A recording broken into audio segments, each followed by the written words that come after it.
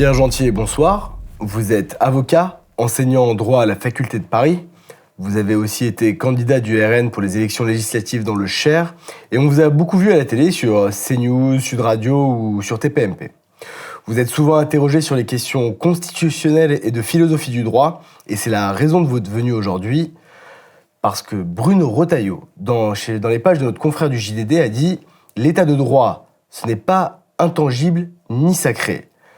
Donc je voudrais commencer par une citation du général de Gaulle qui avait dit « Il y a d'abord la France, ensuite l'État et enfin le droit ». Qu'est-ce que l'état de droit, Pierre Gentier ? Alors c'est l'état de droit, pour le dire assez simplement, et ça parlera à tout le monde, cela s'entend dans l'expression même. L'état de droit signifie que l'État, l'action de l'État, est contrainte et limitée par le droit, un droit qui évidemment a été posé au préalable. Simplement, cela signifie que demain, vous, l'État, vous êtes limité dans votre action par la loi telle qu'elle a été posée par le législateur. De même qu'Emmanuel Macron est limité dans son mandat de 5 ans, renouvelable une fois, par la Constitution, donc par une règle de droit qui est posée au préalable. C'est cela l'état de droit, tout simplement, pris dans son sens le plus strict. C'est ça. Et pas autre chose. Comment est-on arrivé à l'état de droit en France ? Ça va nous obliger à faire un petit peu d'histoire et un petit peu d'histoire du droit, peut-être pour comprendre un peu cette notion, qui au fond est une notion qui, au fil des années, est devenue plus journalistique que juridique. L'état de droit, si vous voulez, en France, est le fruit de 2 traditions juridiques étrangères, très différentes. Encore une fois, il faut vraiment bien se projeter dans cette histoire. Il y a à la fois une tradition anglo-saxonne, qu'on appelle la rule of law, et une tradition continentale, disons germanique, qu'on appelle le Rechtsstaat. La première tradition, la première fois qu'on parle presque, en tout cas, d'état de droit, ou plus précisément on parle de rule of law, c'est au XIIIe siècle, au Royaume-Uni, enfin en Angleterre à l'époque, avec ce qu'on appelle la Magna Carta, c'est-à-dire que les prélats, les barons, vont imposer au roi une grande charte, qu'on appelle la Magna Carta, qui encore aujourd'hui a une certaine valeur, certains articles en tout cas, ont valeur au Royaume-Uni. Et l'action du roi, je crois que c'était le roi Jean Santerre à l'époque, va être pour partie limitée. Vous voyez, on va limiter l'action du roi par un texte, il y en aura d'autres évidemment après, et c'est là où en fait naît vraiment la notion. Et c'est la notion importante. Le mot-clé, quand on parle d'état de droit, c'est limite. Limite à quoi ? Limite à l'action du pouvoir politique ici. Mais dans la tradition anglo-saxonne, il y a aussi un deuxième versant. Et c'est un versant, au fond, qui nous amène à une théorie plus juste naturaliste. J'aurai l'occasion de l'expliquer après. C'est que chez nos voisins britanniques, le droit, à la différence de la France, quand on pense droit en France, on pense loi. Au Royaume-Uni, le droit n'est pas que le produit de la loi. Le droit, la protection, on va le dire, des droits individuels, tels que proclamés par John Locke dans son traité sur le gouvernement civil en 1690, ce droit, ces droits individuels, ces droits inaliénables et sacrés, sont garantis par le juge. Donc on a une double action dans cette première tradition anglo-saxonne. Vous voyez, c'est un peu loin, mais il faut bien comprendre de quoi on parle pour voir où on va arriver. Donc la première tradition britannique, au fond, c'est le rôle du juge dans la protection des droits individuels et la limitation du pouvoir royal, de l'État, au fond. La deuxième tradition qui arrive au XIXe siècle, dite du Rechtsstaat, littéralement Recht, ça signifie le droit en allemand, et Staat, c'est l'État, est une conception qui veut tout simplement que l'État, c'est la plus commune, l'État est limité par des règles de droit qui ont été posées au préalable et qui sont, dans cette tradition germanique, posée par l'État. Mais du coup, l'État se contraint lui-même et est obligé de s'auto-limiter. C'est une théorie de l'auto-limitation de l'État. Voilà. Cette tradition germanique, nous en avons pour partie hérité. Nous avons des grands juristes français qui ont beaucoup étudié cette tradition. Je pense à Maurice Horiot, je pense à Léon Duguy, alors en se construisant en partie contre, je ne vais pas entrer dans le détail. Mais à cela, ce qu'il faut bien comprendre, c'est qu'on a aussi un dernier élément, si vraiment vous voulez qu'on soit complet dans cette définition de l'état de droit. Vous voyez, ça nous amène sur quelque chose de différent, je trouve, de ce qu'on entend dans les médias. Dans l'idée germanique de l'état de droit, et qui se retrouve encore en France, il y a l'idée que les normes, donc que l'État est contraint par des normes de droit, mais que ces normes de droit sont hiérarchisées. Et ça, c'est le travail d'un juriste que tous les étudiants en droit en première année devraient connaître, qui est Hans Kelsen. Pour Hans Kelsen, c'est assez évoqué dans cette théorie pure du droit, je crois, même s'il en parle dans d'autres articles, le droit doit être hiérarchisé. Ça signifie simplement, c'est presque un cours de droit là que je vous fais là, mais c'est pour bien comprendre, et dites-moi si je ne suis pas clair, que le système juridique est agencé selon un ordre. L'exemple classique, c'est vous avez la norme la plus importante en France, c'est la Constitution. Ensuite, vous avez les traités internationaux. Ensuite, vous avez la loi. Ensuite, vous avez les décrets, les arrêtés, etc. Quand vous avez une inconformité entre deux étages de cette pyramide, et que cette inconformité, vous avez la loi qui dit noir et la Constitution qui dit blanc, qu'est-ce qui va l'emporter ? C'est la Constitution qui dit blanc. Si un juge est saisi à l'occasion pour constater de l'inconformité de la loi par rapport à la Constitution. Et donc, on a une hiérarchie à respecter. Et donc, le politique est tenu par cette hiérarchie. Vous voyez ? C'est ce qui fait qu'Emmanuel Macron demain, c'est ce qui fait que le Parlement demain, admettons que le Parlement soit à la botte d'Emmanuel Macron. Eh bien, le Parlement ne peut pas faire passer une loi qui élargirait le mandat d'Emmanuel Macron de 5 ans à 10 ans. Pourquoi ? Parce qu'il violerait une norme supérieure qui est la Constitution. Vous voyez ? Donc, en fait, dans cet agencement de normes, dans cet ordonnancement, finalement, on a un élément clé de l'état de droit. Et ça, cet élément-là, il est posé évidemment par Hans Kelsen. Au fond, l'idée générale, l'idée clé pour Kelsen, c'est que c'est la norme juridique qui commande à la volonté politique, qui oblige et qui contraint le politique. Toujours par peur, évidemment, de l'arbitraire, etc., de l'ingérence du politique. C'est une vieille histoire, et on n'a pas attendu Montesquieu, évidemment. Donc ça, c'est la grande idée de Kelsen, et c'est ce qui a abouti aujourd'hui, effectivement, à ce que l'état de droit soit le fruit de ces deux traditions juridiques qu'on va retrouver, mais qui sont un petit peu altérées, j'en parlerai après. Mais l'apport de Kelsen est déterminant, vraiment. Et est-ce que cette vision de l'état de droit a été critiquée ? Je pense en particulier à Carl Schmitt. Oui, Schmitt a été l'un des grands critiques. Évidemment, il n'est pas le seul de cette vision qu'on appelle une vision positiviste du droit. Alors, Schmitt est un penseur, donc un philosophe du droit, un très très grand juriste du XXe siècle, qui a combattu les thèses d'Hans Kelsen, qui a combattu la théorie de l'état de droit. Alors, vous allez me dire, celui qui combat l'état de droit, mécaniquement, c'est le méchant de l'histoire. Hein. C'est dans la vision un peu capi de la politique qu'on a aujourd'hui, c'est un peu comme ça qu'on devrait penser. Puis, rajoutons au fait que Carl Schmitt, il faut le préciser, j'ai pas fait la biographie d'Hans Kelsen, mais je peux faire aussi celle de Schmitt.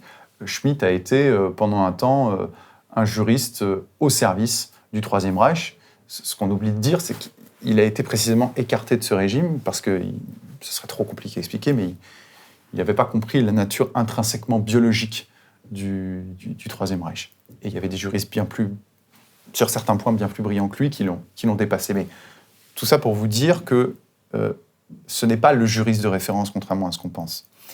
Et Schmitt s'est opposé à Hans Kelsen, bien avant, d'ailleurs, d'être au service, pendant un temps, je le dis, du national-socialisme, s'est opposé à Kelsen dans les années 20, et s'est opposé, on peut s'opposer à l'état de droit, je le dis, comme De Gaulle s'y opposait, je ne crois pas que De Gaulle était nazi, ou alors les choses ont bien changé, sur la base de certains arguments qu'il faut bien entendre. L'idée de Schmitt est la suivante, c'est que il reprend Kelsen. Kelsen nous dit, au fond, dans l'état de droit, c'est le droit qui commande. Et qu'est-ce que c'est le droit ? C'est pose la question fondamentale. Qu'est-ce que c'est le droit ? Le droit, c'est une norme, c'est-à-dire une règle comportementale qui est posée au préalable et qui commande le politique. Schmitt nous dit que, en fait, une norme, c'est abstrait. C'est-à-dire que vous, demain, je ne sais pas, vous contrevenez à n'importe quel article du Code de la route. Ce n'est pas la norme qui va vous sanctionner d'elle-même. Ça n'existe pas, une norme comme ça. C'est un juge, c'est un magistrat. Donc en fait, il y a quelque chose de vital, quelque chose de vivant dans le droit. Et qu'est-ce que c'est le droit, au fond, pour Schmitt ? Le droit, pour Schmitt, ce n'est pas une norme abstraite. C'est une décision concrète, politique. Exemple. La norme par excellence en France, je l'ai dit, par excellence à laquelle on pense de référence, c'est la loi. Qu'est-ce que c'est une loi ? Avant de devenir ce que c'est-à-dire un texte qui a valeur juridique et qui s'impose et qui contraint. Une loi, c'est un débat au Parlement. Donc c'est un débat, c'est un sujet politique. Conclusion. À l'origine de la norme, avant d'être une norme, le droit, c'est une décision politique qu'il impose. Quand le préfet décide de prendre un arrêté, c'est sa décision. Quand la loi est prise par le Parlement, c'est la décision du Parlement. Quand le peuple souverain décide, par la voie du suffrage, en 1958, de voter très largement pour une constitution, c'est une décision qui tranche le conflit. Donc, c'est pour ça qu'en fait, Schmitt a combattu et d'autres, bien évidemment, et notamment des juristes français. On peut penser à Michel Debré, on peut penser à Jean Foyer, etc. Et qui, en fait, disent tout simplement, ne vivons pas sur des abstractions. Nous n'obéissons pas, nous n'avons pas à obéir simplement à des règles abstraites. Elles doivent être concrètes et elles sont prises par des politiques qui, évidemment, sont représentants du peuple. Il ne s'agit pas de faire l'éloge du despotisme. Ça, c'est très important à comprendre. C'est-à-dire que la volonté politique, elle est légitime dès l'instant qu'elle est reliée au peuple, par la voie du suffrage, évidemment. Donc c'est la raison pour laquelle cette doctrine de l'état de droit a été critiquée, parce qu'au fond, à quoi elle aboutit ? Puisqu'on dit qu'il n'y a pas de décision politique, il n'y a que de la norme. Qui prend la décision politique ? C'est le juge. Et c'est là où on voit la critique sur le gouvernement des juges. Quand on donne, on en parlera sans doute, mais aux juges un pouvoir trop important sur des textes trop flous, trop mal définis, ce sont les juges qui vont prendre la décision. Et voilà, et au fond, c'est ça, en fait, la grande critique qui est apportée par ces juristes, dont Schmitt, effectivement, c'est que l'état de droit, au sens où nous l'entendons, c'est une vision statique à l'opposé vraiment de ce que nous sommes nous. C'est-à-dire que nous, qu'est-ce qu'on veut aujourd'hui ? On veut que ça change. Je dis le « on », c'est général. Le peuple français s'est exprimé lors de précédentes élections législatives. Il veut un changement sur les questions migratoires, sur les questions sécuritaires, même sur son rapport à la démocratie par la proportionnelle. Cela suppose de changer le droit. Alors évidemment, en respectant les formes. Mais attention, ne jamais oublier que la forme des formes ne vaudra jamais plus que la décision du peuple souverain, qui, elle, n'a besoin d'aucune forme pour s'exprimer, si ce n'est la voie du suffrage. On reviendra sur le Conseil constitutionnel un peu plus tard. Mais donc revenons-en aux propos de Retailleau, qui a donc dit, je le rappelle, l'état de droit, ce n'est pas intangible ni sacré. On a eu bien sûr beaucoup de réactions, dont certaines assez énervées. Par exemple, le syndicat de la magistrature a réagi assez violemment à ces propos en disant un état de non-droit, c'est la soumission de tous à l'arbitraire. Qu'est-ce que ça vous fait réagir ? C'est le chantage assez classique, au fond, des gauchistes et des libéraux sur ce point. C'est-à-dire que ce qu'il faut bien comprendre, c'est que pour ces gens, il est très commode de défendre ce qu'ils appellent l'état de droit, parce qu'en défendant l'état de droit, ce qu'ils cherchent, c'est à éviter à tout prix que l'on modifie l'état du droit sur certains points qu'ils considèrent comme intangibles. Je vous donne un exemple. Si quelqu'un demain décidait, je ne sais pas moi, de faire passer une loi sur la remise en vigueur de la peine de mort, on vous dirait tout de suite, c'est contraire à l'état de droit. Alors maintenant, on va vous dire pourquoi. Parce que c'est inscrit dans les textes. Très bien. C'est inscrit dans les textes, c'est inscrit dans la loi, évidemment, abolition de la peine de mort, 1981, et puis sans doute consacré par des traités, et peut-être même, je ne sais pas, par une jurisprudence du Conseil constitutionnel. Mais alors, la difficulté de cette position, et c'est là où on voit toute la supercherie des libéraux là-dessus, c'est qu'avant 1981, en 1980, ou même l'année 80, on aurait très bien pu dire, et pourquoi ne l'a-t-on pas dit, qu'abolir la peine de mort, c'est contraire à l'état de droit, puisque c'est contraire à ce que veulent les textes à ce moment-là. Puis on peut dérouler sur l'IVG, par exemple. On aurait très bien pu dire avant 1960. Aujourd'hui, c'est un droit. Ça, c'est l'état de droit. C'est clair. Constitutionnel. Constitutionnalisé, bien évidemment. C'est pas le sujet, là. Je pose ni la question de la remise en cause de la peine de mort ou de l'IVG, c'est pas mon sujet. Mais ce que je vous dis, c'est qu'on aurait très bien pu dire, dans le même chantage, parce qu'au fond, c'est du chantage, avant 1975, ou juste avant la loi Veil, de dire, en fait, c'est contraire à l'état de droit, et c'est contraire d'ailleurs à un droit élémentaire, le droit à la vie. Étrangement, on ne sort pas ce type d'argument. Pourquoi ? Parce qu'en réalité, derrière une prétendue neutralité, il y a derrière la volonté de sanctuariser un idéal politique. Voilà, qui est un idéal politique, moi je le dis, je suis plutôt opposé à cette tradition, un idéal politique libéral ou néolibéral, peu importe comment est-ce qu'on l'appelle. Et c'est la raison pour laquelle le syndicat de la magistrature insiste. Et encore une fois, l'état de droit pour eux, c'est l'état de droit des minorités. Parce qu'ils appellent, eux, les minorités. Sans jamais les définir, d'ailleurs, c'est pas commode. Donc, évidemment, tous les droits individuels. Alors, sur le papier, c'est très bien un droit individuel. Encore une fois, si vous me dites demain le droit au contradictoire, je vous dis super. Le droit à l'assistance d'un avocat, évidemment. Le droit à l'égalité, le droit aux prestations. Mais la difficulté, c'est que quand on parle de ces droits de manière si générale, sans jamais les définir précisément et concrètement, donc toujours de manière abstraite, eh bien le juge, on l'a vu dans un certain nombre de décisions, les interprète à outrance, jusqu'à la lie. Il tire la corde jusqu'au bout et finalement dénature des droits qui en apparence sont très généreux et qui portent atteinte, vous savez, c'est très très bien les droits individuels, mais une société où il n'existe que des droits individuels, ça s'appelle une atomisation. Une atomisation de la société. Alors c'est peut-être le but de ce courant politique, mais on détruit ce que Léon Duguy, pour citer un grand juriste français, appelait le droit objectif. D'accord ? Et c'est-à-dire, ici plus concrètement, vous voyez par exemple le droit à la sécurité de notre peuple, la question de notre souveraineté, la question de la protection de nos frontières, ce n'est pas des droits individuels.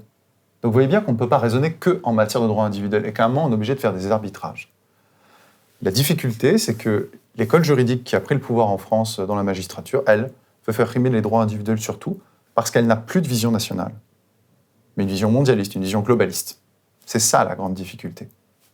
Voilà pourquoi ils sont aussi attachés à l'état de droit. Et donc, qui a le droit de décider de modifier telle ou telle loi ? Sur le papier, c'est le Parlement, puisque je vous rappelle que la Constitution prévoit que c'est le privilège du Parlement que de voter la loi et de l'amender. Toutefois, une exception à ce principe a été introduite en 2008 et entrée en vigueur en 2009 par Nicolas Sarkozy. Le Conseil constitutionnel peut, alors même qu'une loi est en vigueur, décider, à l'occasion d'un litige, ce qu'on appelle la QPC, question prioritaire de constitutionnalité, peut décider, s'il considère que la loi est contraire à la Constitution et à l'idée qu'il se fait de la Constitution et de principes non écrits, de priver la loi des faits. Il peut également le faire a priori, puisque avant qu'un texte ne soit promulgué définitivement, un texte de loi donc, le Conseil constitutionnel peut être saisi. Et il peut, c'est ce qui s'est passé avec la loi immigration, souvenez-vous, la loi immigration, il y a quelques mois, a été censurée, avant même son entrée en vigueur, pour une large partie, par le Conseil constitutionnel. Donc, si vous voulez, c'est ça qui est difficile. C'est-à-dire que c'est là où on touche la difficulté. Qu'est-ce que je vous ai dit au tout départ ? Je vous ai dit au tout départ que dans la tradition anglo-saxonne, il y avait deux mamelles au fond. Il y avait à la fois le rôle qui était joué par le juge, d'accord ? Et en même temps, il y avait aussi la limitation de l'arbitraire, ça je ne l'ai pas assez expliqué, c'est vrai, par un parlement. Hein, d'accord ? La Bill of Rights, c'est le Parlement qui l'impose. La Magna Carta, ce n'est pas le Parlement, mais c'est un prélat, une assemblée de prélats, de barons. Et dans la tradition anglo-saxonne, à la différence de la France, ce qu'il faut bien comprendre, c'est que c'est là où, quelque part, j'ai beaucoup de mal à l'admettre, les Britanniques sont plus intelligents que nous sur ce point, c'est que le Parlement et le juge au Royaume-Uni sont au même niveau. Vous voyez ? C'est-à-dire que, en fait, les deux touchent, entre guillemets, à ce qu'on appelle la loi, même si ce n'est pas du tout dans le sens où on l'entend pour le juge. Mais il y a un principe de non-ingérence entre les deux. Vous voyez ? Et c'est ça la grande différence avec nous. Nous, en France, le juge peut annuler la loi. Au Royaume-Uni, ce n'est pas possible. Il n'y a pas de contrôle de constitutionnalité. Je pourrais vous parler de l'histoire du droit britannique, mais il y a eu quelques essais, ça n'a pas bien fonctionné. Je vous renvoie aux travaux du grand constitutionnaliste Albert, je crois que c'est son prénom, Monsieur Dissay, voilà, si vraiment vous voulez tout savoir sur ce sujet. Mais voyez, l'empiètement du juge sur les prérogatives du Parlement, au Royaume-Uni, ça n'existe pas, et c'est une des conditions de l'équilibre de l'état de droit. En France, je vais le dire trivialement, on s'en fout. Pourquoi ? Parce qu'on considère que celui qui est sage, ce n'est pas le législateur, hein. C'est le juge qui est encore plus sage. D'ailleurs, comment appelle-t-on les membres du Conseil constitutionnel ? Les sages. Les sages. Alors, qui les appelle ? Pour l'anecdote, c'est un ancien président du Conseil constitutionnel, dont le nom m'échappe, qui a lui-même popularisé cette formule. C'est toujours assez pratique. C'est comme si nous, les avocats, je sais pas, on avait trouvé une formule très, très élogieuse. Enfin, c'est grotesque. Et donc, pourquoi est-ce que Bruno Retailleau a tenu ces propos ? Est-ce que c'est parce qu'il a vu qu'en France, il y a un gouvernement des juges ? Alors, juste peut-être sur l'expression gouvernement des juges. Et après, je vais répondre au fond de votre question. Moi, je ne pense pas qu'on soit dans un gouvernement des juges. Je vais vous dire pourquoi. Je crois que c'est le doyen Vedel, un grand juriste français, qui disait « Le Conseil constitutionnel manie la gomme, mais pas le crayon ». C'est-à-dire qu'il peut censurer une loi, il peut effacer, mais il ne peut pas réellement écrire le droit. Alors, il écrit de manière négative. Quand il dit « on ne peut pas faire ça », ça veut dire que, négativement, on sait quoi penser de ce qu'on peut faire. Donc, on serait dans un gouvernement des juges si les juges avaient la capacité de produire positivement du droit, c'est-à-dire concrètement faire la loi. Ils ne l'ont pas, mais ça n'empêche qu'ils ont un pouvoir énorme, et pas simplement le Conseil constitutionnel. Évidemment, la Cour de cassation, évidemment, le Conseil d'État, le plus important de tous, on y viendra sans doute, c'est le Conseil constitutionnel. Mais je pense que ce que Bruno Retailleau a cherché à dire à ce moment-là, dans cet entretien, encore une fois, très courageux, qui a fait pousser des cris d'orfraie, encore une fois, par des gens qui ne savent pas, enfin, pardon, je ne veux pas être pédant, mais qui ne savent pas de quoi ils parlent quand on parle d'état de droit. Ils ne savent pas de quoi ils parlent. Généralement, quand ils parlent d'état de droit, ils ne pensent pas aux deux traditions juridiques qu'on a citées. Ils pensent respect des droits individuels, minorité et figer le droit. Oui, le figer comme ils l'entendent, évidemment. On aurait pu le laisser figer en 1958, le droit. Ça aurait peut-être un peu moins plu à beaucoup de gens, étrangement. Vous voyez, c'est toujours là-dessus qu'il faut chercher et pointer l'hypocrisie et le deux poids, deux mesures. Et quand ils vous disent qu'ils sont neutres, il n'est jamais neutre d'être neutre. Jamais. C'est Schmitt qui disait ça, d'ailleurs. Donc, Retailleau, ici, qu'est-ce qu'il comprend ? Il comprend, au fond, la même chose que Barnier. Parce que Barnier l'a dit. Alors, va-t-il le faire ? Je ne suis pas en train de faire l'éloge de ce gouvernement. Je me suis présenté sous l'étiquette d'un autre parti politique. Donc, je ne suis certainement pas en train de soutenir le gouvernement. Mais, je pense que dans le constat, il y a quelque chose qui est juste, à la fois par Barnier et par Retailleau, c'est qu'il y a le sentiment, qui est d'ailleurs de plus en plus présent, je trouve, en France, que le politique ne peut pas tout. Alors vous allez me dire, c'est peut-être très bien, parce que vous pensez toujours au despotisme, à l'arbitraire. Moi, encore une fois, je pense le politique en tant qu'incarnation du peuple, pas en tant qu'individu non responsable. L'antipolitique, pour moi, c'est Macron. Vous voyez, cet homme, il est responsable devant personne. Normalement, il aurait dû démissionner. Bon. Le général de Gaulle, lui, il démissionne. Ça, c'est le politique. Et il impose sa volonté. Pourquoi ? Parce qu'il s'appuie sur la décision populaire. Sauf que voilà, aujourd'hui, quand on veut imposer une décision du peuple, une aspiration du peuple transcrite dans une décision politique, on nous dit tout de suite, oulala, vous allez avoir la CEDH, il y a des droits individuels ici et là, il y a le respect de telle ou telle procédure, le Conseil constitutionnel risque de censurer. Puis quand on commence à dire, il faudrait peut-être essayer de réformer un petit peu tout ça, on vous dit, attention, vous vous attaquez à l'état de droit. Et si vous vous attaquez à l'état de droit, vous êtes pour la dictature. On revient à la formule du syndicat de la magistrature. C'est pas l'arbitraire, en fait. C'est le respect de la souveraineté du peuple. Ou alors, je le dis, ou alors, sous le général de Gaulle de 58 à 70, plus précisément de 62 à 70, si je suis vraiment correct, on vivait en dictature. Ça va être compliqué de faire passer le général de Gaulle pour un dictateur. Surtout quand il est à la fondation, à l'origine de notre système institutionnel. Cette année, Frontières franchit un nouveau cap en lançant de nouveaux formats, avec une équipe renforcée et une ambition, devenir ce grand média d'investigation capable de concurrencer Mediapart. Au cœur de notre modèle, une nouvelle application mobile, d'ores et déjà disponible sur iPhone et bientôt sur Android. Si vous souhaitez nous suivre au quotidien, téléchargez cette application mobile. Et pour nous soutenir de façon plus engagée, abonnez-vous et découvrez tous nos contenus exclusifs, magazines, enquêtes et interviews. Merci à tous. Pour revenir sur le gouvernement des juges, donc vous considérez que ça n'existe pas parce qu'ils n'écrivent pas la loi, mais en réalité, leur façon de l'interpréter, c'est-à-dire d'une façon extrêmement libre, ça leur donne quand même une certaine gouvernance. C'est-à-dire qu'une loi écrite noir sur blanc, ils peuvent dire « non, ce n'est pas ce que voulait dire le législateur », et peut-être qu'on peut parler dès maintenant de l'exemple de Cédric Herrou. Alors, pour répondre à votre question et pour être sur Cédric Herrou, c'est pour ça que je vous ai dit qu'en fait, moi, c'est l'expression. C'est-à-dire que le gouvernement suppose une décision, c'est-à-dire quelque chose de positif. Le fait de supprimer une ligne, comme le fait le Conseil constitutionnel d'une loi, pour moi, ça ne peut pas être interprété, pas pour moi d'ailleurs, interprété comme un acte positif. Mais c'est pour ça que je n'utilise pas l'expression gouvernement des juges. Ensuite, si vous voulez me faire dire que les juges ont beaucoup trop de pouvoir, c'est évident. Mais voilà, sur cette expression-là, je veux vraiment essayer d'être précis et rigoureux. Non. Je ne pense pas qu'on puisse dire pour l'instant qu'il y a un gouvernement des juges. Maintenant, vous m'interrogiez, je crois, sur l'affaire Cédric Herrou. Est-ce que vous pouvez expliquer un petit peu l'affaire Cédric Herrou ? L'affaire Cédric Herrou, je comprends qu'elle vient en illustration. De cet agriculteur passeur de migrants. Oui, autant que moi, je suis moine bouddhiste tibétain. Non, mais c'est vrai, c'est un militant d'extrême gauche, mais peu importe, à vrai dire, il a le droit d'avoir ses idées. C'est ça d'ailleurs la différence entre, vous voyez, c'est amusant parce que ces gens-là nous traitent de despotes, je sais pas, de tous les noms, d'amoureux de la dictature, que sais-je.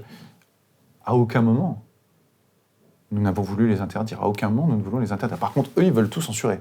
Ça devrait peut-être à un moment faire tilt dans la tête de ces gens. Qui veut interdire en France ? Le Rassemblement national ? La droite aussi, de manière générale ? Non, pas vraiment. Donc, je ne pense pas que le despotisme soit notre étendard. Vous voyez. Je referme cette parenthèse. L'affaire Cédric Herrou sur laquelle vous m'interrogez, c'est peut-être une manière pour nous de corriger, c'est-à-dire qu'on n'est pas dans un gouvernement des juges, mais nous sommes dans un État où les juges font de la politique. Peut-être raconter l'histoire de Cédric Herrou. L'affaire de Cédric Herrou, l'affaire a été rendue en 2018. C'est un passeur de migrants qui, concrètement, faisait passer et hébergeait des migrants chez lui en leur fournissant assistance, des clandestins. Alimentation. Oui, des migrants clandestins, bien sûr. Il les faisait passer illégalement sur le sol français, je crois, par la frontière, non loin de Menton, dans les Alpes-Maritimes. Et Cédric Herrou a été, condamné dans un premier temps. Enfin, en tout cas, il a été poursuivi dans un premier temps parce qu'il y avait ce qu'on a rebaptisé le délit de solidarité. C'est-à-dire que c'est pas tant le fait de faire passer quelqu'un sur le sol, mais de procurer assistance à quelqu'un qui est dans un état d'illégalité. Ils sont passés illégalement sur notre sol, ils ont violé nos frontières. Bon.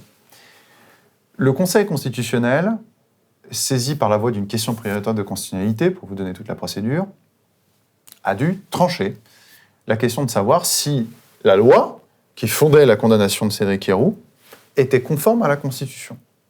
Et c'est là que le Conseil constitutionnel a rendu cette décision absolument stupéfiante. Le Conseil a considéré que Cédric Herrou, que la loi qui instituait le délit de solidarité était contraire à la Constitution. Pourquoi ? Parce qu'elle était contraire au principe de fraternité. Le raisonnement juridique est en deux temps. Premièrement, le Conseil constitutionnel invente. En juriste, on n'utilise pas le mot invente, on dit dégage. Dégage, c'est-à-dire que ça existe déjà, et puis on le dégage du buisson, vous voyez, c'est ce que ça veut dire. Donc il dégage des textes obscurs, parce qu'il n'y a pas que la Constitution, il y a la Déclaration des droits de l'homme et du citoyen, il y a le préambule de 1946, etc., et puis des principes non écrits. Il dégage de tout cet ensemble feuillu un principe de fraternité. Et d'ailleurs, il cite la Constitution de 58 en disant il y a dans la devise nationale liberté, égalité, fraternité, et on retrouve le mot fraternité. Donc on a un principe constitutionnel de fraternité. 3 occurrences. Vous pouvez lire la décision. 3 occurrences de fraternité. Principe de fraternité. Petit 1. Petit 2, ce principe de fraternité s'oppose à ce que Cédric Herrou soit sanctionné. Alors, c'est la raison pour laquelle la loi a été privée d'effet et que Cédric Herrou peut continuer à faire ce qu'il fait encore aujourd'hui. Ce qu'il faut bien comprendre, c'est que ce raisonnement-là, je considère, je ne suis pas le seul d'ailleurs, que ce n'est pas un raisonnement juridique. Pourquoi ? Le raisonnement juridique suppose que le juge a de la distance par rapport à l'outil avec lequel il va prendre la décision. La loi, la Constitution. C'est-à-dire qu'il ne le fait pas. On en revient à ce que vous posiez. Là, il ne le fait pas, mais il le dénature complètement pour en faire autre chose. Je m'explique. Quand vous dites qu'il y a un principe de fraternité, je suis d'accord, admettons qu'il y a un principe de fraternité. Admettons. Mais le principe de fraternité, en quoi peut-il annuler une loi ? C'est-à-dire que, déjà, qu'est-ce qu'on appelle la fraternité ? Fraternité, c'est du latin. Frater, c'est le frère. C'est celui qui est de la même fratrie, donc c'est limité. Le frère, ce n'est pas l'autre. Or, ici, c'est l'autre. Par ailleurs, quand on parle de fraternité, le Conseil constitutionnel relève, avec raison, que la fraternité, c'est la devise nationale de la France. C'est la fraternité nationale, donc des membres d'une même nation. Donc il y a un double caractère limitatif quand on dit qu'il y a un principe de fraternité, et ici fraternité nationale. Donc logiquement, ce principe de fraternité n'aurait pas dû s'appliquer aux migrants ici, aux personnes en situation irrégulière. Donc vous voyez, regardez, là en fait je ne suis pas en train de vous dire que c'est le bon raisonnement. C'est absolument pas ce que je vous dis. Ce que je vous dis, c'est à partir du moment où vous avez un tel écart et une telle marge d'interprétation politique et non plus juridique, voilà. On ne fait plus du droit. On est dans la politique. Le droit se base sur des matières objectives. Vous voyez, les gens qui nous regardent ne le voient pas, il y a une table ici. Bon. Eh bien, il y a un règlement européen qui prévoit, une directive européenne qui prévoit que les tables, elles ne doivent pas dépasser telle hauteur, telle largeur. C'est objectif, admettons. Bon. C'est une règle objective. Et il y a toujours une petite marge d'interprétation, quelle matière de bois, etc. Bon.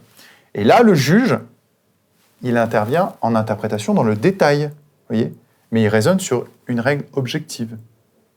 Le problème, c'est quand on dit que vous devez raisonner sur des principes philosophiques tels que le droit à l'égalité, le droit à la fraternité, le droit à la liberté, le droit à un emploi, par exemple. Vous savez, dans le préambule de 1946, de la Constitution de 1946, qui a valeur constitutionnelle aujourd'hui, donc qui peut fonder l'annulation d'une loi, il y a le droit à un emploi. Chacun a le droit à un emploi. À ce moment-là, vous savez, si on pousse très très loin la logique, on peut dire que tout licenciement est anticonstitutionnel. Alors, ce serait compliqué à juger parce que c'est la loi qu'on confronte à la Constitution, mais on pourrait dire que toutes les lois qui favorisent le licenciement sont contraires à la Constitution et que le principe même du licenciement, qui est encadré par la loi, donc effectivement, serait contraire à la Constitution. Mais c'est fou comme analyse. Sauf que voilà, allez lire vraiment, ce ne sont pas des textes très longs. Et pour bien comprendre que ces textes philosophiques et politiques, au fond, sont tellement interprétables, tellement tordables, que ce sont des éléments politiques. Or, qui définit le politique ? Ce n'est pas le juge, c'est le Parlement ou l'homme politique, le politique de manière générale, les élus. Ce sont eux qui font la politique, pas les juges. C'est ça la grande supercherie des libéraux et des partisans de ce qu'on appelle l'état de droit. Aujourd'hui, on ne peut pas dire qu'on est contre l'état de droit. Moi, je ne suis pas contre l'état de droit. On ne peut pas dire qu'on est contre l'état de droit parce que de toute façon, c'est une notion qui est tellement dévoyée aujourd'hui que ça veut dire que vous êtes pour la dictature. Alors, je le dis, je ne suis pas pour la dictature. Moi, je suis un garçon très sage. Je suis pour le retour aux origines, pour ce qu'a fait le général de Gaulle. C'est pas plus compliqué que ça. Voilà. Et sur cette question de fraternité qui a maintenant valeur de jurisprudence par rapport à Cédric Herrou, est-ce que, par exemple, je vous pose une question un peu par l'absurde, si quelqu'un est en cavale, c'est en fuite de prison et qu'on l'héberge chez nous et qu'on le cache, est-ce que ce serait pas de la fraternité ? Alors que c'est illégal, bien sûr. Alors, je crois que je ne suis pas un dictionnaire juridique, encore une fois, mais il me semble que là, pour le coup, il y a une loi... alors, vous avez raison, il y a une loi ici. Et c'est constitutionnel maintenant. On vient de dire que constitutionnellement, la fraternité est supérieure à la loi. On pourrait pousser le vice avec, à l'occasion, effectivement, d'un litige, une question prioritaire de constitutionnalité.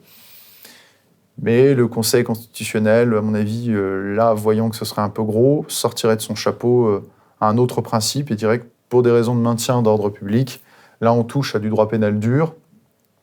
Et c'est compliqué d'héberger un violeur, vous voyez. C'est, comment il s'appelle, celui qui avait hébergé, là, qui est très connu, qui a fait l'objet de plein de mèmes j'étais pas là, j'étais juste là pour... Jawad. Jawad, le logeur des terroristes du... Absolument.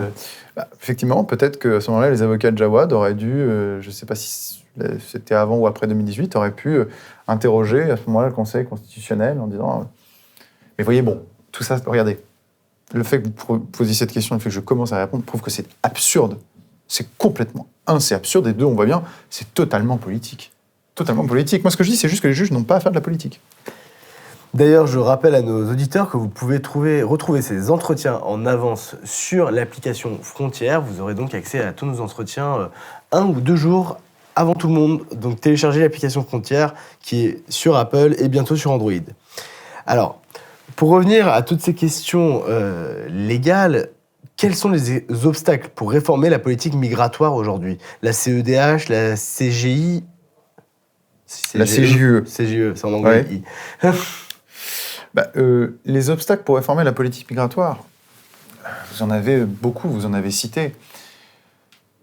Il est certain, et c'est ce que veut faire, c'est ce qu'a annoncé vouloir faire M. Retailleau, que si demain on veut modifier l'état du droit existant, et donc ce qu'ils ont appelé après l'état de droit, bon, vous avez bien compris tout l'historique là-dessus, les magistrats, une partie de la magistrature va se dresser contre ce type de réforme. Évidemment, vous aurez les juges européens. Alors les juges européens, vous avez la CJUE. Bon. La CJUE un peu, mais c'est pas le plus dangereux. Alors certes, la CJUE a rendu des décisions, c'est vrai, notamment s'agissant de l'impossibilité de refouler des migrants. Ça c'est un gros sujet, mais encore une fois, l'interdiction de refouler des migrants se base, intra-européen, se base sur une directive européenne qui est la directive retour. Donc là, vous voyez, il faut toucher le niveau normatif. C'est-à-dire que si vous changez la directive, mécaniquement, vous changez la jurisprudence. Donc c'est quelque chose à changer, évidemment, mais voilà, on peut s'attaquer directement au texte. Vous avez aussi la CEDH, la Cour européenne des droits de l'homme, mais techniquement, les décisions de la CEDH, elles n'ont pas une valeur exécutoire, à la différence des décisions de la Cour de cassation, du Conseil d'État, de la CJUE, etc. Donc, techniquement, c'est ce qu'a dit d'ailleurs le ministre Darmanin, il a dit on peut s'asseoir dessus. Très bien. Par contre, on pourra peut-être poser la question de l'appartenance ou non à la CEDH à ce moment-là, parce que si on ne respecte plus les décisions, bon, c'est un peu idiot, vous voyez. Et puis, effectivement, le Conseil d'État de la Cour de cassation. Alors, encore une fois, moi je ne suis pas là parce que à vous dire si une nouvelle loi immigration arrivait, Michel Barnier et Retailleau risquent d'avoir des blocages. Quels vont être ces blocages ? Alors, il va y avoir des blocages. Ce que je vous dis simplement, c'est que je veux être très clair, parce que là, je parle des juges, je dis les juges sont un problème. Je ne suis pas pour supprimer la CJUE, supprimer la Cour de cassation, supprimer le Conseil d'État. Ce n'est pas ce que je vous dis. Je pense qu'en fait, les blocages qu'ils auront sont dus au fait qu'ils ont donné aux juges trop de pouvoir par des textes trop flous et trop vagues. Voilà. Et donc, il faut revoir ces textes. Il faut les retirer du périmètre pour retirer le politique de la main du juridique. Je pense qu'il y aura peut-être quelques obstacles du côté du Conseil d'État, mais ce n'est pas ce que je crains.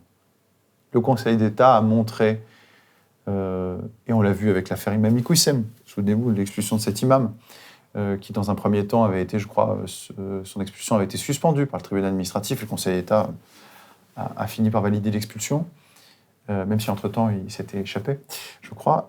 Il avait quitté le territoire, il avait qu'on lui quitté demandait le de quitter. territoire volontairement, il était parti en fuite en Belgique. Bon. Et donc on l'a fait revenir en France pour pouvoir l'expulser. Voilà, c'est complètement absurde.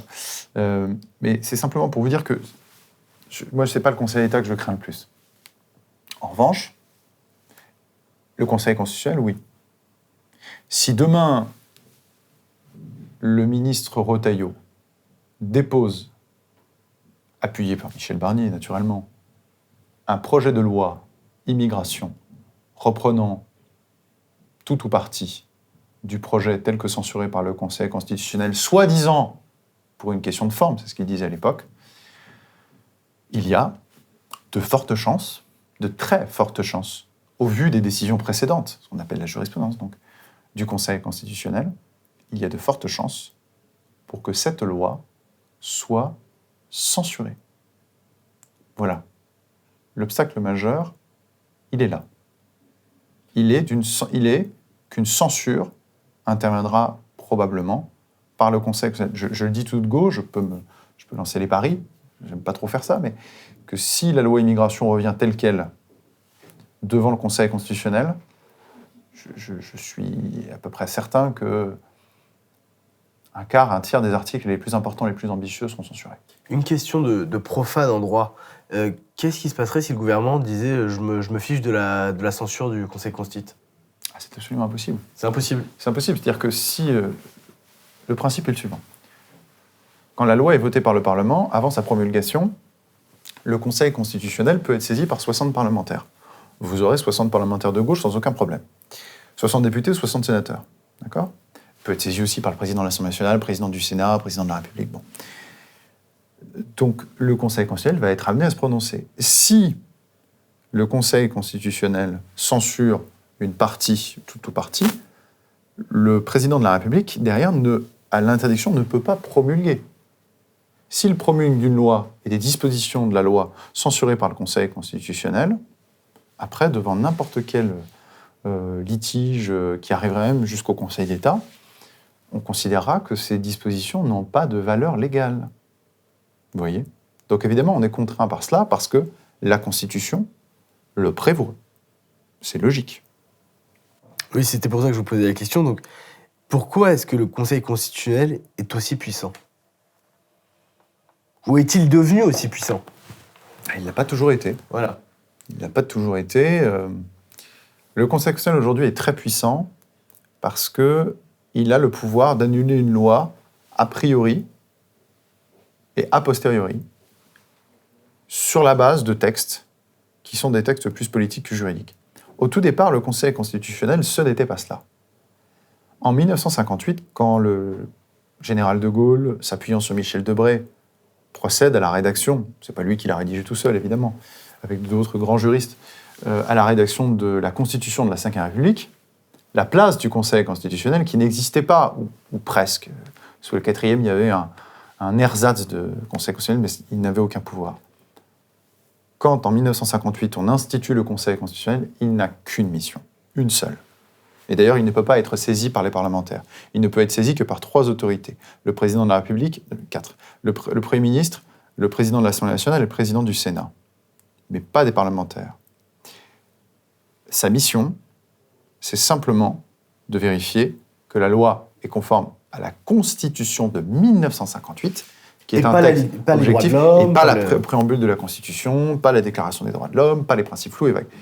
Et surtout, en fait, à l'époque, c'est ce que Michel Debré qualifie comme étant le chien de garde de l'exécutif. C'est-à-dire que, comme les personnes qui peuvent le saisir, Premier ministre, exécutif, président, exécutif, Assemblée nationale, très souvent de la même couleur que l'exécutif, il n'y a que le président du Sénat, qui parfois ne l'est pas, mais à l'époque gaulienne, même si c'est vrai que parfois le Sénat a plutôt été dans l'opposition avec De Gaulle, je pense au président Gaston Monnerville, mais c'est rare qu'il y ait vraiment un mouvement d'opposition qui puisse saisir le Conseil constitutionnel. Donc en fait, on utilise le Conseil constitutionnel pour éviter de revenir sous la IV République et de dire au Parlement, quand il fait passer une loi qui empiète sur les prérogatives de l'exécutif, c'est de dire non, la loi, elle n'est pas constitutionnelle. C'est à cela que servait le Conseil constitutionnel, et au demeurant, ce qu'il est toujours, c'est-à-dire le juge de l'élection. Donc vous voyez, il intervenait avec parcimonie. Il y avait beaucoup moins de décisions du Conseil constitutionnel. Je m'empresse de préciser que le fait que le Conseil constitutionnel soit saisi par 60 parlementaires ne me gêne pas. Ce n'est pas ça le problème. La difficulté, elle intervient en 1971. En 1971, une décision que tous les juristes connaissent, c'est la décision du 16 juillet 1971, liberté d'association. Le Conseil constitutionnel, dans une décision que je ne vais pas encore recommenter, parce que là, ce serait peut-être trop long et je ne veux pas perdre les gens là-dessus, parce que le but, c'est aussi de vulgariser quelque chose. C'est pour ça qu'il ne faut pas hésiter à me le dire, y compris, j'imagine, dans les commentaires de cette vidéo, si je ne suis pas clair, parce que j'essaye d'être clair sur des sujets qui sont très compliqués. Parce que pour le coup, cette décision, elle est vraiment compliquée.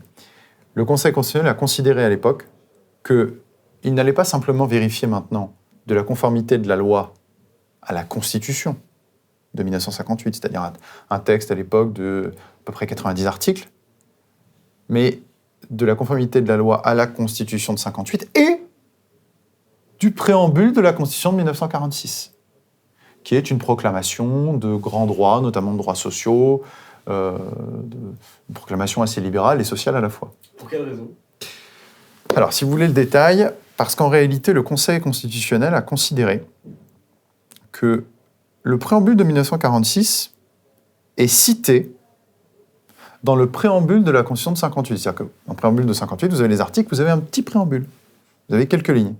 Et je crois de mémoire que ce préambule dit « La République française proclame son attachement aux principes tels qu'ils ont été édictés par la Déclaration des droits de l'homme et du citoyen de 89 et le préambule de 1946, parce qu'il y avait un certain nombre de droits sociaux. » Mais si vous voulez, un préambule dans un contrat, par exemple, n'a pas valeur normative. On ne peut pas s'appuyer directement sur un préambule. S'il y a des gens là qui nous écoutent, qui ont déjà eu des contrats d'affaires, un préambule, il est là pour éclairer un article.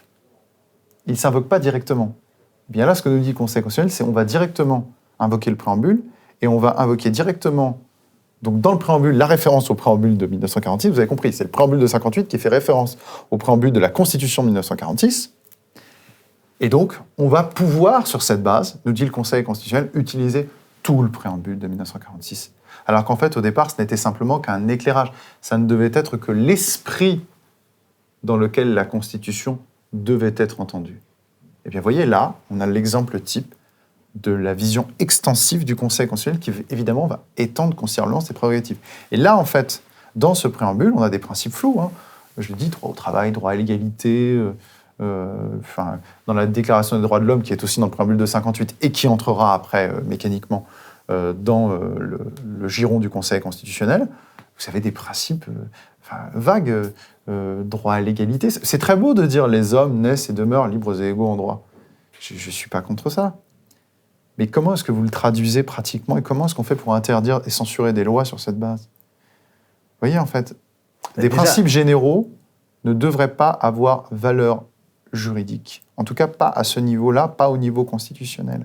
Et c'est là où le Conseil constitutionnel a commencé à faire de la politique. Vous savez, pour l'anecdote, je crois que c'est le président Badinter qui était président du Conseil constitutionnel dans les années 80, et qui disait « c'est un coup d'État », ce qui s'est passé en 71. Mais attention, un coup d'État du droit, un coup d'État bienvenu. Vous voyez, il y a des bons, il y a des mauvais coups d'État. Vous voyez ? C'est toujours pareil. Et les bons et les mauvais dictateurs aussi. Voilà, les bons et mauvais chasseurs, c'est vraiment la référence. Donc voilà comment ça s'est passé. Et voilà comment, à partir de 1971, le Conseil constitutionnel n'interprète plus seulement la Constitution de 58, qui était quand même relativement claire. Le président est élu pour 7 ans à l'époque, avec pas de limitation de mandat, le Parlement se réunit, article 34-37, domaine du règlement, domaine de la loi. Enfin, c'était relativement clair, en tout cas beaucoup plus clair que le préambule de 46, la déclaration de 89. Vous voyez, et encore après, la charte de l'environnement. Et donc, est-ce qu'il faut supprimer le Conseil constitutionnel ? Non, moi je ne le pense pas. Je pense qu'il ne faut pas supprimer le Conseil constitutionnel. Il faut revenir à l'esprit dans lequel le Conseil constitutionnel a été institué. C'est-à-dire revenir à l'esprit de 1958. En réalité, le Conseil constitutionnel a trahi, a dévoyé, à partir de 1971, et depuis, il n'a cessé de le faire, et encouragé par les politiques, dont Nicolas Sarkozy, sa responsabilité avec l'introduction de la QPC en 2009, en fait partie. Moi, je pense qu'il faut revenir à ce qu'était le Conseil en 58, c'est-à-dire un départiteur des pouvoirs. Savoir ce qui est du domaine du règlement, ce qui est du domaine de la loi. Et après, sur cette base, bien sûr, conserver un contrôle de constitutionnalité de la loi, mais de la loi, la Constitution de 1958. Pas de principes flous, pas de principes vagues, généraux. La question des droits et libertés n'a pas à être arbitrée par le Conseil constitutionnel, parce que c'est une question politique. Notre Constitution, d'ailleurs, nous dit bien que la liberté est l'affaire de la loi. C'est donc au législateur de définir les droits et libertés fondamentaux, précisés après par le juge administratif, mais toujours avec une valeur inférieure à la loi. Ça, c'est clair et net. Donc, c'est plutôt comme ça que je l'envisagerais, un retour à la Constitution de 58 qui a été dévoyée, donc au rôle du Conseil constitutionnel, donc lui retirer toutes ses prérogatives, notamment le fait de pouvoir autant empiéter avec des textes si flous sur le pouvoir quand même du Parlement, et évidemment conserver son rôle de juge des élections. Ça, et comment on fait ça techniquement ? Par une modification de la Constitution. Donc aux 2/3 ? Pas forcément. C'est toute la question. Pour modifier la Constitution, vous avez 2 articles, l'article 11 et l'article 89. L'article 89 ouvre 2 voies. La première voie, vous passez devant l'Assemblée nationale, puis par le Sénat, un texte en des termes identiques. C'est-à-dire que l'Assemblée nationale n'a pas le dernier mot. Et après, un référendum. C'est la première voie de l'article 89. La deuxième voie, celle-ci, il faut qu'elle soit approuvée par le président, vous permet, une fois que les 2 textes passent par l'Assemblée nationale et le Sénat, de présenter le projet de révision constitutionnelle, non pas devant le suffrage des Français, mais devant le Congrès réuni à Versailles, qui se prononce aux 3/5 des parlementaires, c'est-à-dire de l'ensemble de l'Assemblée nationale et du Sénat.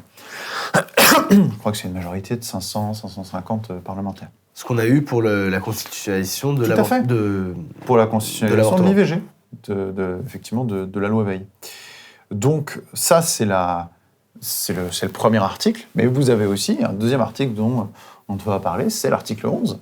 Le général de Gaulle, en 1962, il veut faire passer l'élection du président de la République au suffrage universel direct. Avant, le président de la République, on l'a oublié, mais de 58 à 62, il est élu par un collège de grands électeurs. De Gaulle, en 62, il tape du poing sur la table, il dit c'est terminé. Est-ce qu'il utilise l'article 89 ? Non. Il utilise l'article 11 de la Constitution qui permet de décider par référendum. Sauf qu'à l'époque, il y a une controverse. On dit au général de Gaulle qu'il ne peut pas modifier la Constitution par la voie de l'article 11, parce que c'est vrai, quand vous prenez l'article 11, l'article 11 nous dit qu'on peut soumettre aux Français tout projet de loi portant sur une réforme relative à la politique économique, la politique sociale, la ratification d'un traité, aujourd'hui la politique environnementale, etc. Mais c'est assez limitatif, 4-5 sujets. Et vous n'avez pas la modification de la Constitution, vous avez l'organisation des pouvoirs publics. Pourtant, le général de Gaulle l'a fait. Et il se trouve que l'élection du président de la République au suffrage universel direct n'a pas été invalidée. Et elle s'est maintenue dans le temps. Et c'est quand même un point important de notre Constitution. Et ça fait même jurisprudence, c'est-à-dire qu'on peut faire des... Oui, ça fait jurisprudence, puisque c'est... Des référendums. Oui, enfin, c'est la grande question. C'est la question de savoir si on peut le faire. Alors, manifestement, tout le monde n'est pas d'accord c'est le sujet suivant. pour passer là-dessus. Laurent Fabius, président du Conseil constitutionnel, a déclaré qu'un référendum sur l'immigration ne serait pas possible. Alors oui, effectivement, il a déclaré ça il y a quelques jours. C'est pas la première fois qu'il le dit, d'ailleurs. Oui, mais là, je l'ai écouté dans l'interview, c'était beaucoup plus affirmatif. Il disait il a dit d'ailleurs qu'on ne pouvait pas... Alors, qu'on ne pouvait pas modifier la Constitution, c'est vrai qu'il l'a dit. Il a dit on ne peut utiliser que l'article 89. Et là, il répondait en disant on ne peut pas faire de référendum sur l'immigration. Et ça nous amène à la question Retailleau, à la question de l'état de droit, etc. Parce que c'est ça le sujet. Parce que la loi immigration serait censurée par le Conseil constitutionnel. Donc, qu'est-ce qu'il faut faire ? On peut passer par un référendum constitutionnel. Un référendum sur la question migratoire. Par exemple, un référendum qui contiendrait, je ne sais pas, soyons très ambitieux, voulez-vous abolir le droit du sol ? Voulez-vous réserver les prestations sociales à ceux qui ont la nationalité française ? Ce genre de questions, au fond, assez simples, mais qui font pousser des cris d'orfraie, évidemment, à une partie du spectre politique situé à gauche. Cette question-là, c'est une question du domaine migratoire. Et Laurent Fabius, effectivement, a répondu en disant non, c'est pas le sujet. Alors, je suis d'accord et je ne suis pas d'accord avec lui. Je suis d'accord en ce sens que l'article 11 de la Constitution, vous pouvez le lire, il est très court, hein. On peut tous faire un peu de droit, il faut tous faire du droit, parce que la Constitution, c'est un peu ce qui nous régit tous, et c'est pas très long à lire. L'article 11, effectivement, ne prévoit pas, il a raison, que l'immigration soit un sujet qui puisse être soumis à référendum.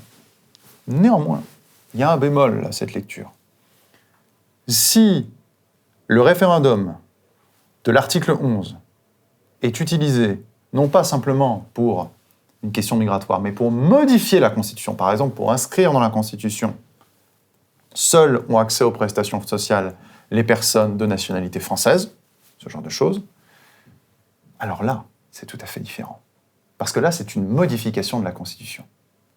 Et là, je vais répondre à Laurent Fabius. Modifier la Constitution par l'article 11, oui, c'est possible. C'est possible car c'est l'article 3 de la Constitution qui nous dit « La souveraineté du peuple s'exerce par la voix de ses représentants et par référendum ». Le référendum est l'outil de souveraineté majeur du peuple français. On ne peut l'en priver. Et le président du Conseil constitutionnel n'est qu'un pouvoir délégué prévu par la Constitution qui a été mise en place par le peuple. Il n'est donc pas au-dessus de l'autorité souveraine qui est le peuple. En 1962, le général de Gaulle a modifié la Constitution. Retenez bien, il a modifié la Constitution pour passer l'élection du président de la République au suffrage universel direct. Donc c'est ce qui fait que vous votez tous à l'élection présidentielle. On est d'accord. Laurent Fabius nous dit donc que ce référendum, utilisé à l'article 11 du général de Gaulle, est, entre guillemets, parce que c'est pas le terme, illégal. C'est-à-dire, il est anticonstitutionnel. On n'aime pas ce terme, nous, en fait. En droit, on l'utilise peu, on dit contraire à la Constitution, mais D'accord. c'est le mot le plus long de la langue française, et je vous promets qu'on l'utilise quasiment pas, parce que c'est un peu compliqué à expliquer. Mais contraire à la Constitution, donc de ce fait, privé des faits. Mais alors, dans ce cas, comment se fait-il que, depuis 1965, nous avons eu 10 élections présidentielles. Ces élections présidentielles se sont répétées, elles sont acceptées par l'intégralité du champ politique, quasiment. Et vous savez ce qui donne la force, comment dirais-je, pas la légitimité, mais ce qui matérialise l'institution du président de la République? C'est la proclamation des résultats. Et qui proclame les résultats de l'élection du président de la République au suffrage universel direct? Le président du Conseil constitutionnel. Donc si je suis bien le raisonnement de Laurent Fabius, chaque quinquennat, le président du Conseil constitutionnel, donc lui, en 2017 et 2022, a proclamé le résultat d'une élection illégale, mis en place par un mode d'action, c'est-à-dire l'article 11, par une procédure contraire à la Constitution. Donc en fait, ce que je comprends bien, c'est que le président Laurent Fabius a violé 2 fois la Constitution. Vous voyez ? Quel est le sujet ici? Il existe, à côté du droit constitutionnel écrit, ce qu'on appelle du droit constitutionnel coutumier, que le Conseil constitutionnel reconnaît lui-même, c'est-à-dire des principes. Il y a la Constitution, il y a l'esprit de l'institution. Et puis il y a le droit écrit. Je vous ai cité l'article 3 de la Constitution. La souveraineté du peuple s'exerce par la voix de ses représentants et par référendum. Donc, un usage qui est répété dans le temps, qui est validé par la pratique, qui est validé par le Conseil constitutionnel lui-même, puisqu'il en proclame les résultats, a valeur normative. Et donc, en proclamant les résultats de l'élection du président de la République au suffrage universel direct tous les 5 ans, le Conseil constitutionnel reconnaît que la procédure qu'a utilisée le général de Gaulle en 1962, c'est-à-dire modifier la Constitution par l'article 11, était valide. Donc, oui, en définitive, oui, nous pouvons, et nous pourrons demain, modifier la Constitution par voie de référendum par l'article 11. Ça ne fait aucun doute. Et encore une fois, j'attends qu'on réponde à cette démonstration.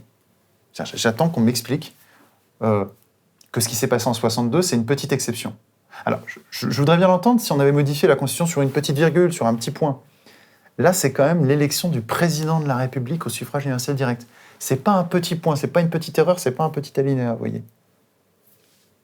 Voilà toute la difficulté. Et donc, dernière question.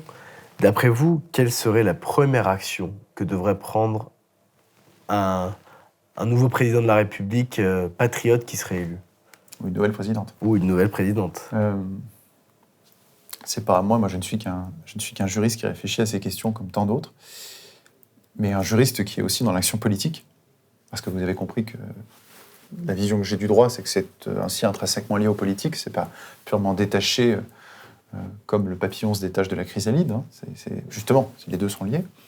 Je pense que si demain, nous voulons redonner au peuple souverain le primat de la décision politique et faire sentir aux gens que...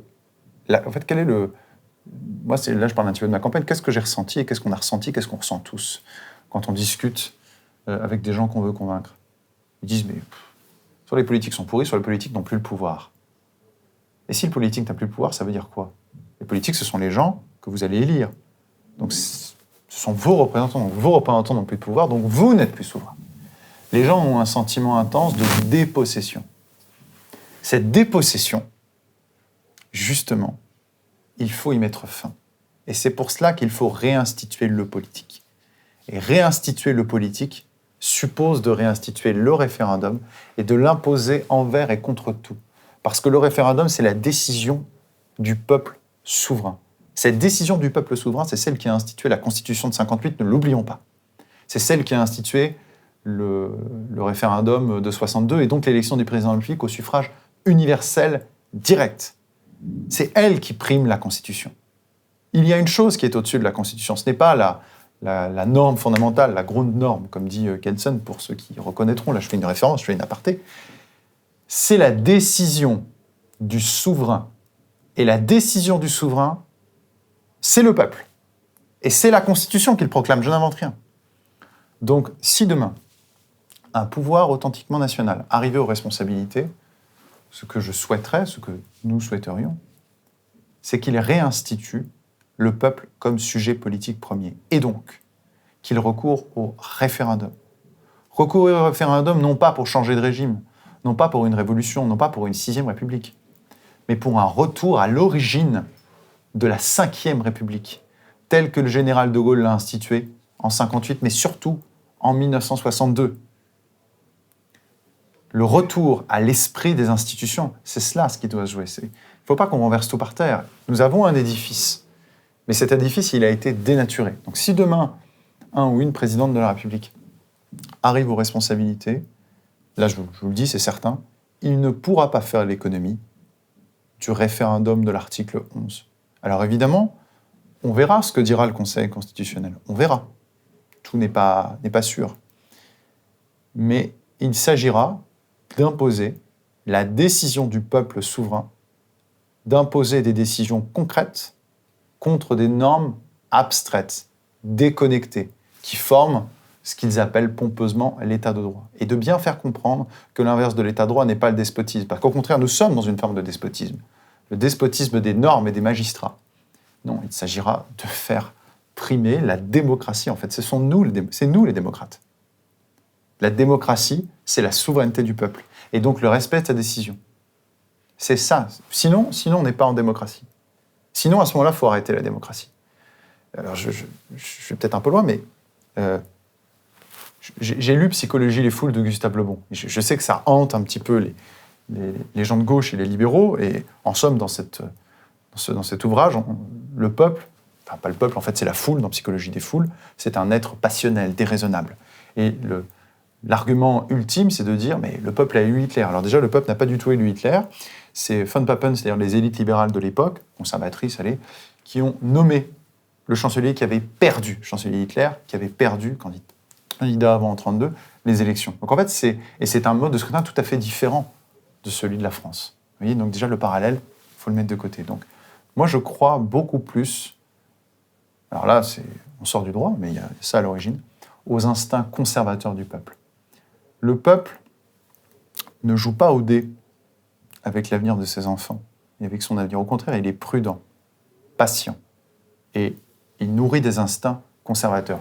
Il ne renversera donc pas tout l'édifice, sauf si l'édifice, évidemment, est complètement pourri. Et là, c'est pour ça que je vous dis qu'il ne s'agit pas de renverser l'édifice, il s'agit d'un retour à l'origine.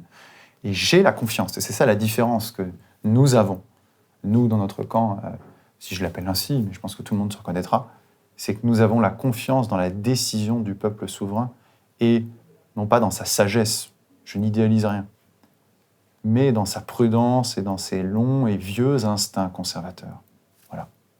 Donc je crois là-dessus que si on veut la démocratie, on doit faire primer la décision du peuple souverain et avoir confiance en elle. Donc je vais finir avec la citation de De Gaulle. Souvenez-vous de ceci, il y a d'abord la France, ensuite l'État et enfin le droit. Merci Pierre Gentier d'être venu dans notre fauteuil rouge. Chers auditeurs, nous espérons vous revoir très vite pour notre prochain entretien. Et n'oubliez pas de télécharger l'application Frontières. Et désormais, vous savez que vous pouvez nous retrouver tous les matins de 8h à 9h sur la matinale de Frontières, sur Twitter et sur YouTube en direct. Merci à vous, merci Pierre Gentier, à bientôt. Merci à vous. Une folle idée a traversé l'Europe. Si l'humanité n'était régie par aucune frontière, alors le monde serait sauvé. La fin des murs, une planète sans conflit, un monde sans limite. Abolir la protection des États, faire de notre nation un asile.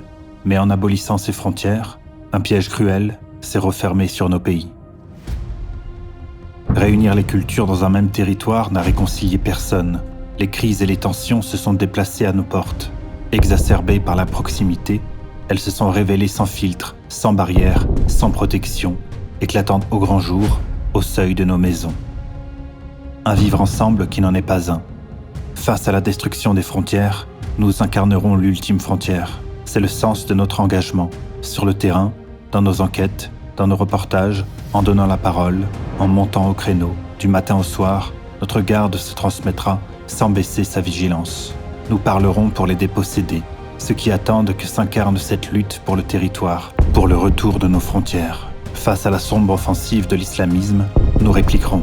Face aux trahisons de l'extrême gauche, nous sanctionnerons. Nous serons sur tous les terrains pour dénoncer les passeurs, les trafics d'êtres humains et la corruption.